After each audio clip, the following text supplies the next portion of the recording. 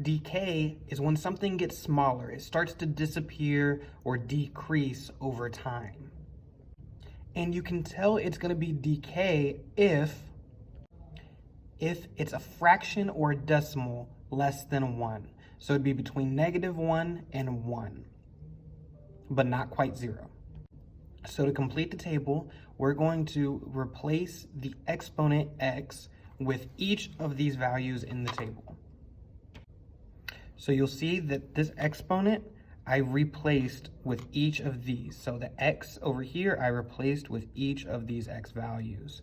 And so we want to see what does this equal when x is -3. So let's plug that into the calculator. I'll go to calculate.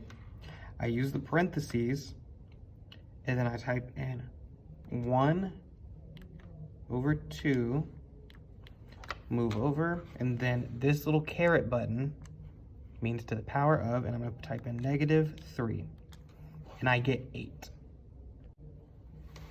If I do the same thing, so parentheses, control divide to create a fraction, 1 over 2, move over, type in the caret, -2, I get 4. Do it again, parentheses, control divide, 1 over 2, move over, use the caret, -1, and I get 2. This next one, you're gonna notice a pattern. Let's type this in. Parentheses, control divide, 1 over 2 to the 0. Oh, my bad. Caret 0. And that gives me 1. If you type in any number to the power of 0, you're gonna get 1. So if I typed in 1,000 to the power of 0, I get 1. If I type in -62 to the power of 0, you get 1. So no matter what number it is, if it's raised to the power of 0, it's 1.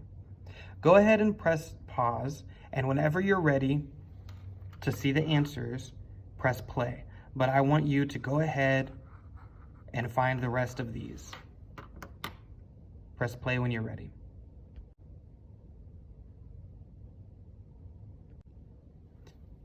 These should be your answers. I want to try something out real quick. So if we had an x value of, say, 50, what would that answer be?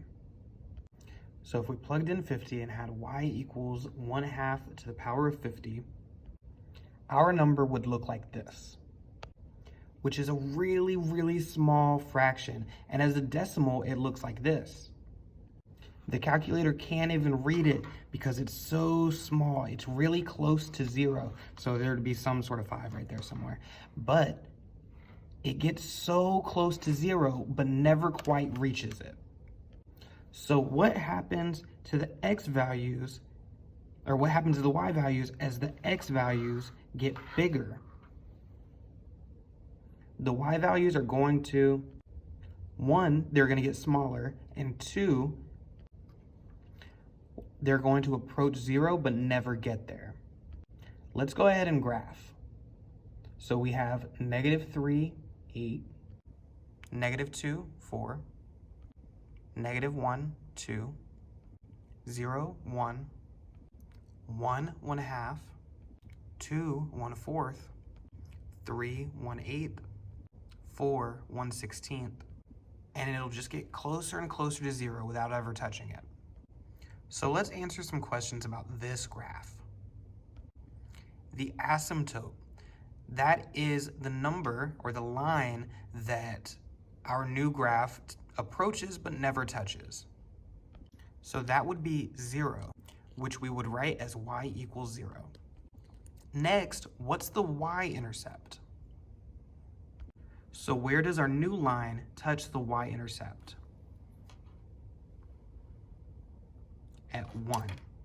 What is the domain? So remember, that's your x values. How far left does it go to how far right does it go?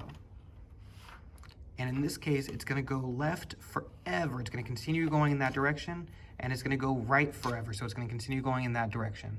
So we can write this domain as all real numbers. Now what's the range? We know that it's gonna go up forever, but that it's never gonna get as low as 0. So the y values are going to be all real numbers above 0. So y is gonna be greater than 0. So something I learned later on in life, that as soon as you buy a car, its value starts to depreciate immediately as soon as you drive it off the lot. So that's an example of exponential decay. The value of it goes down for every second you have that car. Another example is population decrease, or half-life. So go ahead and complete the practice problems. Great job.